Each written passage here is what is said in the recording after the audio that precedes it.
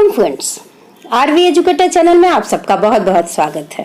मनोविज्ञान की जांच विधियों में आज पढ़ेंगे क्षेत्र विधि मतलब फील्ड एक्सपेरिमेंट मेथड। जिस विधि का प्रयोग कर प्राकृतिक परिवेश में घटित होने वाली घटनाओं का अध्ययन, विश्लेषण तथा मापन किया जाता है, उस विधि को क्षेत्र प्रयोग कहते हैं। क्षेत्र से ही हमें समझ में आ गया कि फील्ड में ये एक्सपेरिमेंट होता है, मतलब प्रयोगशाला में नहीं किया जा सकता है, वो हमें क्षेत्र में जाके करना पड़ता है। तो क्षेत्र में जाके करने की जरूरत क्यों है? इसलिए जरूरत है कि प्राकृतिक परिवेश में हमें करना है। हम बहुत ज्यादा उसको आर्टिफिशियल रूप से कन्वर्ट नहीं कर सकते हैं।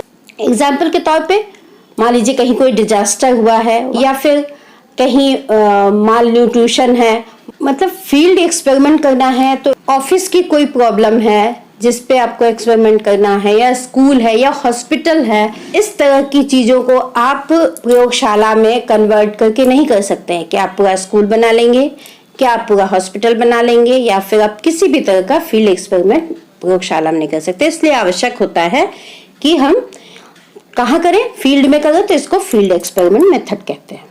इस प्रयोग में प्रयोगशाला की तरफ फिर नियंत्रण भी नहीं हो सकता कि जब हम प्राकृतिक परिवेश में कर रहे हैं तो हम नियंत्रण उस तरह से नहीं कर सकते, या अगर कर भी सकते हैं तो बहुत ही कम, क्योंकि जो हमारा स्वतंत्र चर है उसमें हम ज्यादा हेर फेर नहीं कर सकते। प्राकृतिक परिवेश में करना है तो फिर ज्यादा हेर फेर करेंगे तो प्राकृतिक परिवेश रह ही नहीं जाएगा ना। तो इसलिए बहुत कम, जितना मिनिमम हो सकता है उतना ही हम हेर फेर कर सकते हैं।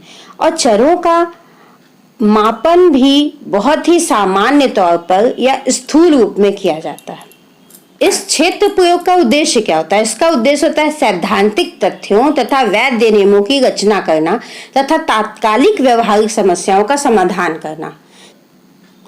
जैसे इसको समझिए कि इस समय कोविड का समय है, तो लोगों की जो समस्या है, लोगों की जो मनस्थिति है या लोगों का जो व्यवहार है, इन समस्याओं का अगर कोई निष्कर्ष निकालना है तो तात्कालिक व्यवहारिक समस्या ये हुई ना, तो इसके समाधान के लिए हम फील्ड एक्सपेरिमेंट कर सकते हैं, क्षेत्र प्रयोग कर सकते हैं।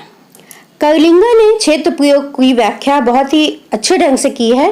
देखिए, एक क्षेत्र प्रयोग वास्तविक स्थिति में किया गया एक ऐसा अनुसंधानात्मक अध्ययन होता है जिसमें प्रयोगकर्ता एक या दो चरों पर इतनी सावधानी पूर्वक नियंत्रित स्थितियों में हेरफेर स्थापित करता है कि जितना उस स्थिति में उसके लिए करना संभव होता है। अर्थात हेरफेर अगर करना भी है तो इतनी सावधानी पूर्वक करना है आपको कि वो पता ना चले। तो इसमें प्रयोगकर्ता को स्वतंत्र चर जो होता है उसके हेरफेर के लिए बहुत ही संयम, बहुत ही सावधानी पूर्वक कार्य करना पड़ता है।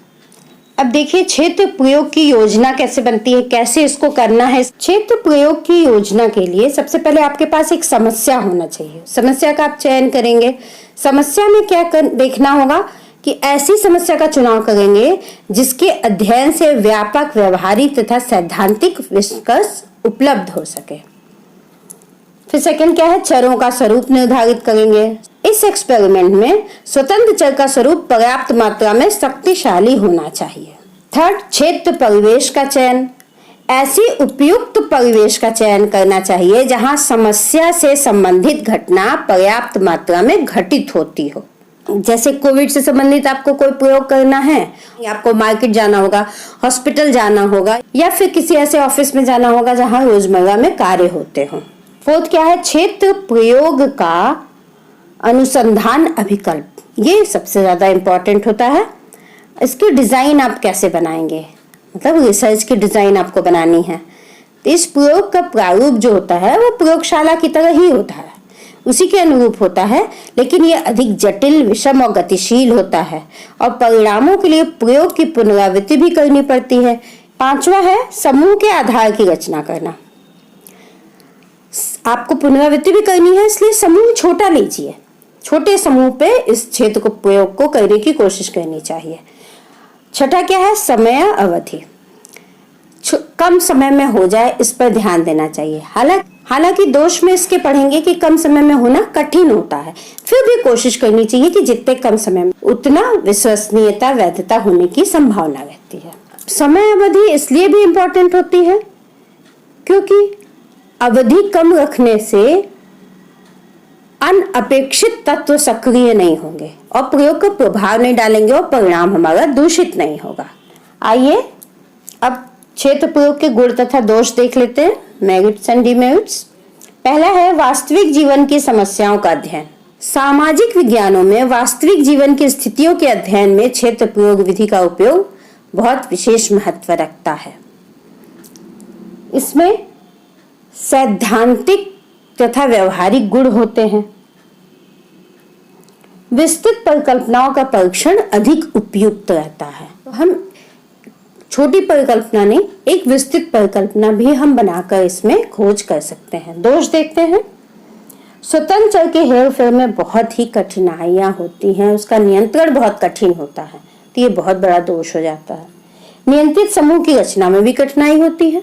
प्राप्त परिणामों पर अनेक बाह्य चरों का प्रभाव सम्मिलित होता है। अभी हमने बात की कि समय अवधि ज्यादा हो जाती है तो बाह्य चर भी उस पर प्रभाव डालते, नहीं भी होती है तो भी आप किसी ग्रुप को जब कंट्रोल नहीं कर, बाह्य चर भी कंट्रोल नहीं कर सकते, अर्थात नियंत्रित दिशा में नहीं कर रहे हैं, तो बाह्य चर उस पर प्रभाव तो डालेंगे ही। और न चाहते हुए भी समय ज्यादा लगने लगता है, समय अवधि भी दीर्घ हो जाती है, ज्यादा बड़ी हो जाती है। वैज्ञानिक परिशुद्धता का फिर अभाव हो जाता है। आपके परिणाम पूर्णतः वैज्ञानिक हो, यह संभव नहीं हो पाता। इस प्रकार फ्रेंड्स हमने देखा कि मनोविज्ञान की जांच विधियों में ये क्षेत्र प्रयोग विधि देखा हमने। प्लीज लाइक और सब्सक्राइब शेयर जरूर करें। मिलते हैं अगले वीडियो में। धन्यवाद।